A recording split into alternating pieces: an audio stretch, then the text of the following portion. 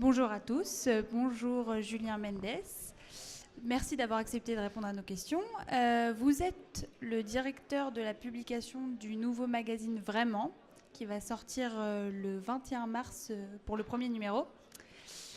Donc en première question, on se demande tous vraiment qu'est-ce que c'est ? Alors Vraiment sortira en kiosque effectivement pour le premier numéro le mercredi 21 mars. Vraiment, c'est un magazine hebdomadaire d'information générale, en quelque sorte de nouvelle génération, c'est-à-dire qu'on a essayé de réinventer le genre avec trois choses différentes de ce qui existe aujourd'hui. D'abord, c'est un positionnement par rapport à l'actualité qui est un petit peu différent. L'idée, c'est de ne pas traiter l'actualité chaude, l'actualité brûlante, l'actualité urgente, mais au contraire de faire un pas de côté par rapport à cette actualité, parce que cette actualité urgente, on l'a déjà par ailleurs, par les quotidiens, par la télé, par Twitter. Deuxièmement, c'est l'idée d'aller beaucoup plus au fond des choses, de creuser davantage les sujets, d'être beaucoup plus fouillé, beaucoup plus précis, de rentrer dans la complexité des sujets aussi, de prendre ce temps-là.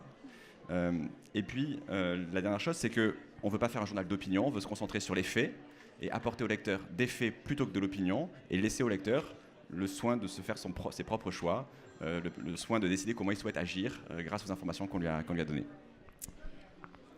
On se dit tous, en 2018 plus que jamais, la presse écrite est morte. Donc lancer un magazine comme le vôtre en 2018, est-ce que c'est pas un peu fou comme pari ?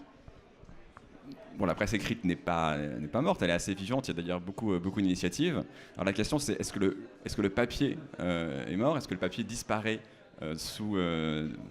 à cause du développement notamment du numérique ? Alors il est évident que la fonction du papier se transforme, ça c'est certain. En revanche, nous sommes convaincus que le papier n'est évidemment pas mort, ça dépend ce qu'on met dedans. Et si on renouvelle le contenu du papier, eh bien il peut trouver sa place.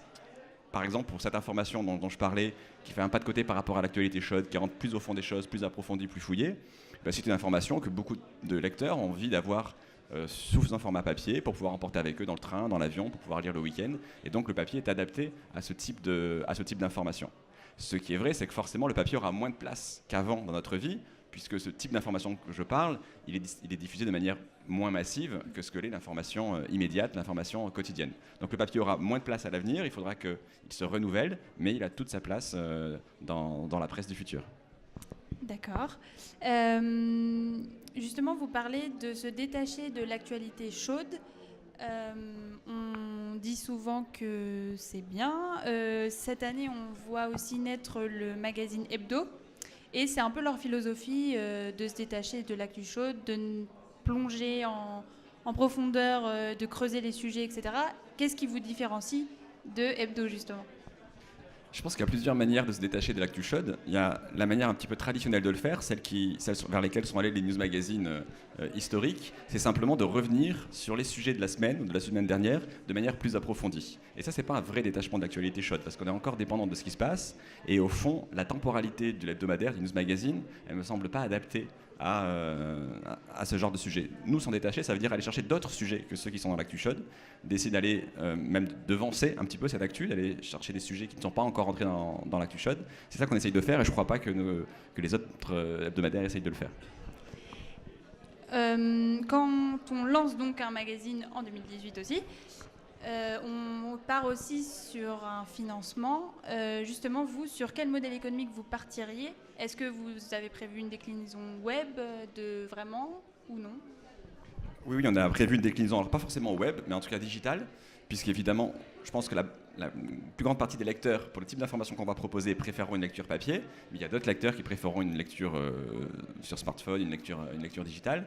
Et donc, oui, dans un deuxième temps, nous allons évidemment proposer cette forme-là aussi à nos lecteurs.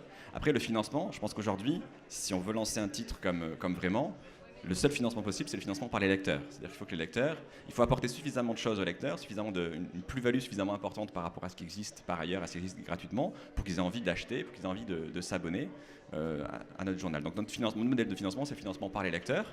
Évidemment, on va aller chercher un petit peu de pub aussi, parce que ça serait dommage de s'en priver, mais ce sera moins de 20% de notre chiffre d'affaires. Mais je crois qu'aujourd'hui, le seul modèle possible en termes de presse papier, c'est des modèles de financement par les lecteurs. D'accord.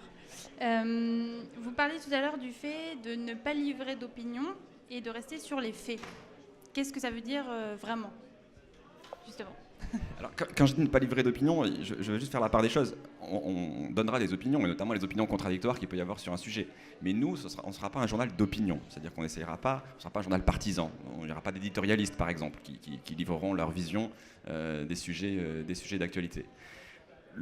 Pour nous, c'est un peu ce qu'on va essayer de faire, c'est un peu un retour aux sources du journalisme, c'est-à-dire que le journaliste, il sera là pour aller chercher des faits, pour aller chercher de l'analyse, pour rendre compte d'opinions, effectivement, et les apporter au lecteur. Mais il ne sera pas là pour faire passer un message politique, il ne sera pas là pour écrire un éditorialiste qui donne un avis ou qui donne une lecture du monde. Ça, on estime que, enfin, en tout cas, ce qu'on va proposer vraiment, on pense que les lecteurs de Vraiment sont des gens qui ne souhaitent pas ça, qui souhaitent pouvoir s'informer pour pouvoir agir ensuite de manière éclairée comme ils le souhaitent. C'est un beau pari. Bien, merci d'avoir répondu à nos questions, Julien Mendes. Merci à vous. tous. On souhaite bonne chance à Vraiment, donc, qui sort le 21 mars en kiosque. Sur le plateau de l'EPJT, les invités se succèdent. Donc, on va voir qui prendra votre place ensuite. Et puis, je vous souhaite une bonne journée. Merci.